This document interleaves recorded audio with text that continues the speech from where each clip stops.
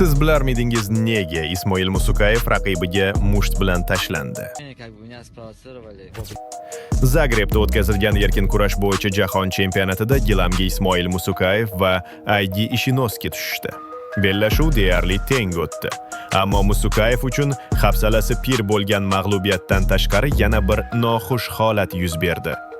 Jangning oxirida ustun holatda turgan yapon sportchisi kavkazlik polvonga nisbatan qabul qilinmaydigan harakatlarni qila boshladi. Shu narsa Musukayevning hissiyotlarga berilib, jahl bilan mushtga olishiga sabab bo'ldi.